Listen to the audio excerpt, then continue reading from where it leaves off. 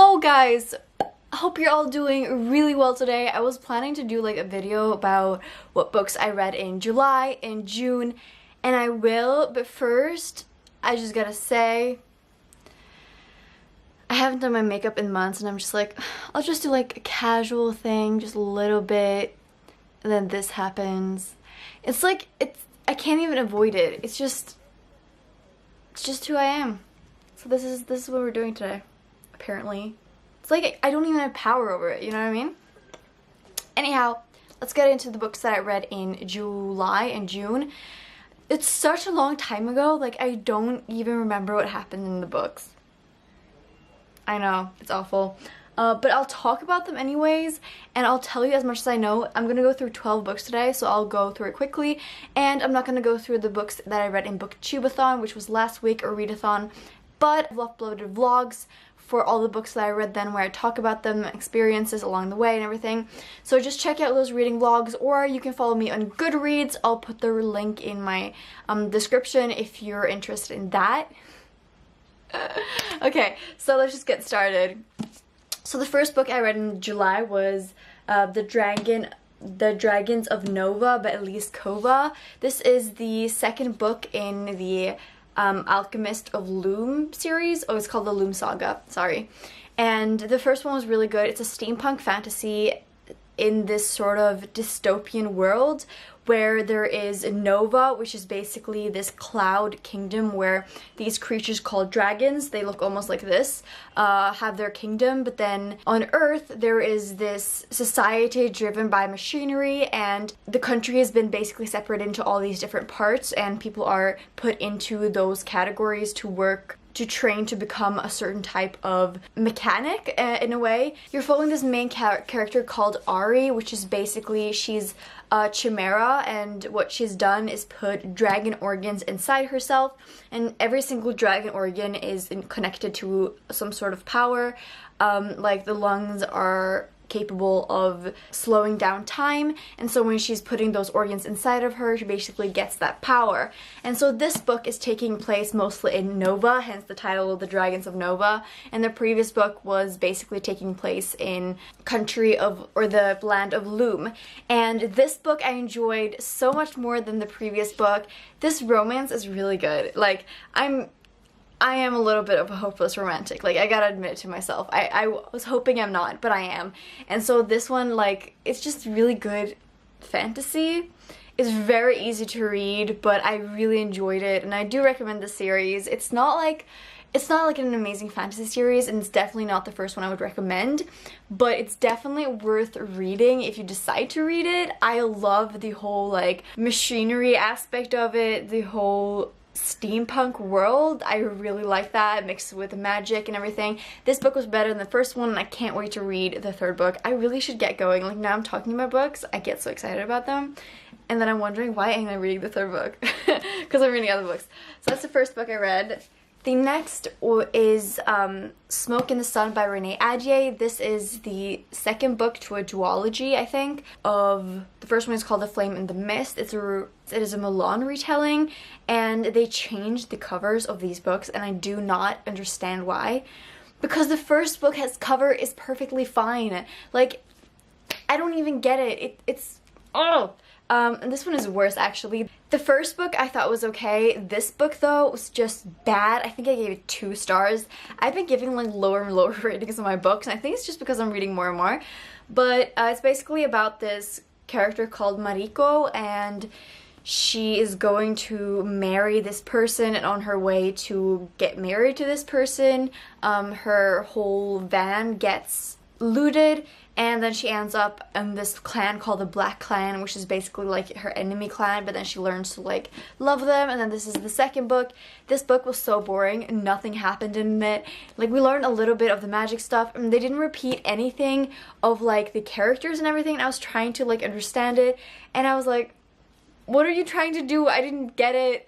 And in the back, there's a dictionary of, like, all the Japanese words they're using throughout the book, and all the Japanese words weren't even in the dictionary. Like, if you're gonna have a dictionary with all the Japanese words, you gotta include all the Japanese words. And it was just pissing me off. I also listened to this, an audiobook at the same time I read, and if I'm doing that, and like, and then still give it 2 stars. It was just bad. I'm so disappointed. I was really looking forward to this book because I really like the Wrath and the Dawn by her, and the other 3 books by her, not that good, so I don't know if I'll continue reading her books. I'm sorry. The next book that I read was Dreams of Gods and Monsters. This is by Laini Taylor. This is the 3rd book in the Daughter of Smoke and Bone trilogy, so I finished it. This was a really good conclusion. There's something about her writing in the way that you never know what's going on. You never know what to expect. It's just like a surprise, surprise, surprise all the time. And in this book, you also got to meet these other character that just popped up, and in the beginning you don't know why she's in the story, but then she integrates into the story and you're like, oh yeah, this is totally satisfying in my fantasy reader heart. I really loved it. Even like things that came forth without magic and everything was so good. This book is basically about this world that's located beyond the skies, like a tear in the sky, and you go through the hole and there's like another universe there, and the main character, she doesn't know that she is part of this world, and then she discovers it, and it's just, the magic is amazing. And this one was like a little bit of science, and I was like, oh, I want more. It was so good. So really recommend the series. I thought it was so good. Next, I read The Strange Fascinations of Noah Hypnotic by David Arnold. This was a cover by I'm not even gonna lie, this was a cover buy. I love the cover, so I bought it. This is a young adult book, sci-fi book, sort of. It's about this kid called Noah, and what happens is that he goes to this party, and then there's this guy who basically he goes home with, and they talk, and he gets hypnotized, and then he wakes up, and then all of a sudden there's all these weird things happening, like his dog isn't limping anymore, and his best friend is instead of being obsessed with DC, he's obsessed with Marvel, and he's like wondering what's going on, you know? And the concept for this book and the things that happened in it were really good, and I thought the content was really good. Unfortunately, there was something wrong about the pacing in the book. I felt like things weren't revealed as they should be revealed. I don't even know how to explain that. It was just something that wasn't quite right. It was just had so much potential, and I think the fact that it had so much potential made me even more resentful that it didn't have everything you wanted to have. Look at the reflection. Anyways, it's a really beautiful book. Like, look how pretty that is. It sort of reminded me of space opera. Cover by, do not regret buying it, do not regret reading it. It was worth a read, but I do not recommend it. The next books I'm going to talk about are not in order, but I read a lot of like 2 books in a series, so there's no point of like mentioning the first one and then read a couple books and then mentioning the second one. So I'll just mention them together. Can you tell like how much I love this? So this is also covered by, because I knew about the series for a really long time, and I didn't want to buy it because I hated the covers. I know, so superficial. And then I found it, and then they're changing the covers, and I'm like, ah, yes, I'm gonna read it, and I love it. So thank you for changing the covers. You were saving my life. So this is The Ember in the Ashes by Sabaa Tahir. This is a fantasy young adult, but totally anyone can read it because it doesn't read like a young adult book. It sort of strives away from all those things we hate about young adults.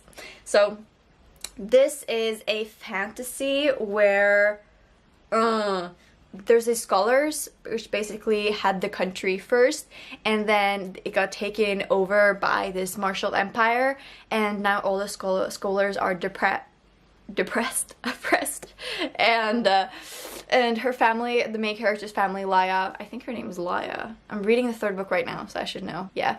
Laya, in the beginning of the story, her family is killed, and they were also part of the scholar movement. Her mother was especially famous for being a leader, and then all of a sudden she has to, oh no, someone's gonna drill now. Why? I'm gonna talk anyways, I'm just gonna talk louder. So, and then she has to work as a slave for these at an academy where they're teaching basically boys to be killers, and she's doing this because she needs to save her brother, which has basically been taken prisoner. And if she does this, then the scholar movement that is working against the Empire is basically going to help her free her brother from prison. That's the basis of it, but it totally takes off. The first book is basically taking place mostly at the school. I don't remember what they're called. I'm so bad. You know, like, names are just not my thing.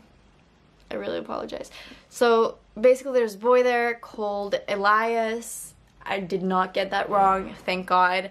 And they kind of like don't really know each other, but they're at the same place. It's really good. The second book, even better. Like, the second one is even better, and this one is taking place mainly a little bit in a prison and also on the run, and so good. The magic in this book is just kind of like slipped in there, so it's not very prominent, but it's also very good, has great fighting scenes. Highly recommend these fantasy books. They're so good and they're so addicting. In the beginning I was a little bit slow and I was like, is this what everyone's talking about? Then towards the end I was like, oh my god, gripping the edge of my seat. Highly recommend them, both of them. I'm reading the third one now. So next I read Paper Girls by Brian K. Vaughan and Cliff Chang. Read the first and second one. I have the third and fourth one, but I haven't read them yet. These comics are so good. I really love them. I thought it was about just like teenage girls.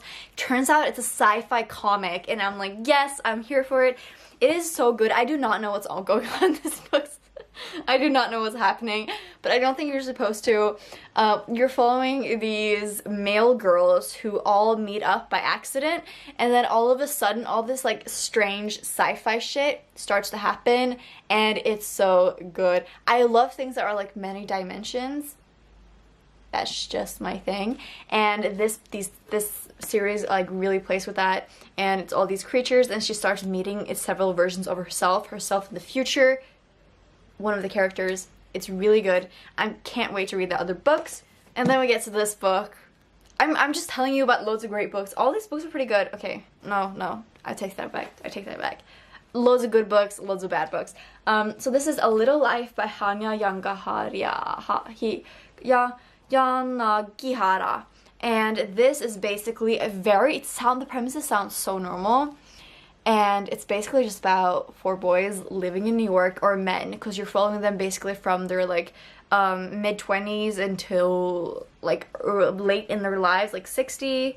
And one is an aspiring artist, one is an aspiring lawyer, or he actually is a lawyer, and one is an aspiring actor, and then the last one is an architect. And these 4 boys, basically, they're very different, but it's about like their relationship, but also their individual lives. You get to learn about every single character's life, but it's mostly about the lawyer's life.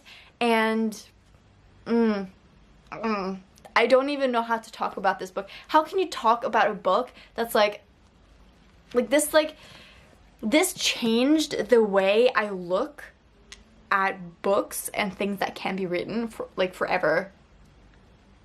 Like, I will never read this book again because I cried so much. It took its words in my heart and just twisted it and let all the blood just like seep out, and then just put it back in, and then expected me to continue living.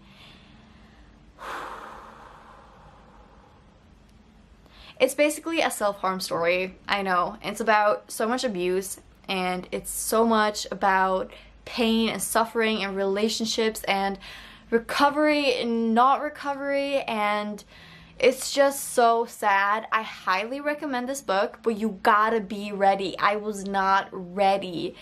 It was like, I cannot talk about this book. We're gonna move on. Sorry about that. And next I read The Savage Song and Our Dark Duet. This is by V.E. Schwab. This is set as a middle grade, kind of a dystopian actually. It's about somewhere in the United States where a city has been divided into 2 parts, and it's like the Harker part and the Flynn part, which are two basically opposites of... I'm explaining this book really badly. It's about a city where monsters are being created. So there was such a concentration of violent acts that certain acts created monsters. They're basically, these monsters are vampire-like that drink blood, and then there's these that eat flesh and bone, and then there's those that eat your soul. And one of the main characters are one of the monsters that can eat your soul. And he's a nice guy. He's on the nice side. He wants to be human. He's so misunderstood. And then you also meet this one person called Harker. What's her name? Kate Harker. She is the daughter of one man, Harker, who basically takes control of the north part of the city. And the monster is the son of the other man that has the lower part of the city. And it's about the political thing. It's also about these teenage lives. It was written way too... Okay, I need to establish this before I say anything. I love V.E. Schwab's writing. I like her Darker Shade of Magic series. Like, I loved it. I think it's like one of the best fantasy series I've ever read, and as a young adult, fantasy series. And this is just too much. It's that really uncomfortable writing between middle grade and young adult, where the stuff that they're talking about is too simple in a way. It's not that simple. It's just like, I don't even know how to explain it. The first one was pretty good. The second one left me a little bit disappointed just because I wasn't interested in what was happening. It just felt like it was mainly irrelevant. I can't really explain it. It was just not the same thing for me.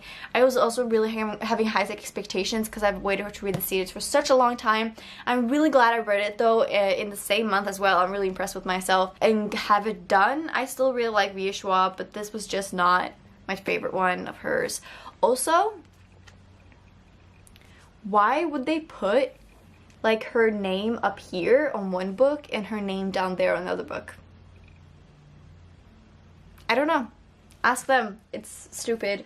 And the last book that I'm going to talk about before Booktubeathon started is Furyborn by Claire Legrand. This is a new fantasy book that was being released, and I bought it because everyone was talking great things about it, and it looks like a really cool fantasy. I thought it would be really good. The only thing is, like, pages are like ruffled, you know, when they have this, like, you know, when they're like different length. It's really, really annoying, but really pretty. This is basically a fantasy book about, like, I can't even remember what I'm reading. I think it was just because I was dancing so much. Oh yeah, oh, it's this book. Okay, you get to follow these two main characters. One is taking place 1,000 years before the other one. It has these elementals in it, and some people can do different types of like metal magic, fire magic, and this character that exists 1,000 years ago, she could do all of the magic. She was like in the prophecy. There was prophesied to be two queens, one to destroy the kingdom and one to save it. And so these two people are one of each, but you don't know which one is which. You get to follow Riel, the girl that was 1,000 years ago, how she is related to Eliana, who is existing today. And it's really interesting to see how their lives kind of intercept and how they fit together, but it's also kind of predictable. What my biggest problem with this book is that it was trying to fit all magical things into one, and I just cannot deal with that. Like, I like when fantasy books had their niche and they focusing on that and they explain that really well. This one was just not explaining all the stuff that they had in the book well enough and just had too many stuff. Like, it had like a half-breed mutation, it had a fire elemental magic, it had superhuman strength, it had angels that were coming from like below and beyond, and it had like an empire conflict, and there was just like too many things, like kidnappings. I was just like, decide, what is this book about? I did not know, and I was continually confused. And then there's this one character who is the same from both perspectives, and they didn't even explain what type of magic that was, and it wasn't even any of the other types of magic. I know. So that is that. I just thought I'd mention this. I've also listened to the audiobooks for Harry Potter and the Goblet of Fire, the Order of the Phoenix, the Half-Blood Prince, and I'm currently listening to the Deathly Hallows, and it's so good. It's so good. I'm just at like the Battle of Hogwarts at the end. No spoilers, but that part where one character isn't even in this world anymore has come to, and it's really good. It's really exciting, and they're so good. Stephen Fry is so good. Just listen to Harry Potter audiobooks. You will not regret it. Fall asleep to them. It's gonna change your life. Also, the 6th book is so good. Definitely my favorite. It is so good. Go and listen to all the Harry Potter books. You're not gonna regret it. Also, that's that. Can you tell makeup just changes me? I don't know what it is. Those are all the books. Thank you guys so much for watching. Hope you had a wonderful reading this summer. I am impressed by all the good books I read. I read some great books, good series. Like, I finished a lot of series, or like read series. Okay, good luck with your reading for August. Hope you enjoy this video. Don't forget to check out my Goodreads and add me as a friend, follow me, do whatever you want. Also, check out my reading vlogs. That's that. I've just spent 5 minutes like doing nothing right now. Bye.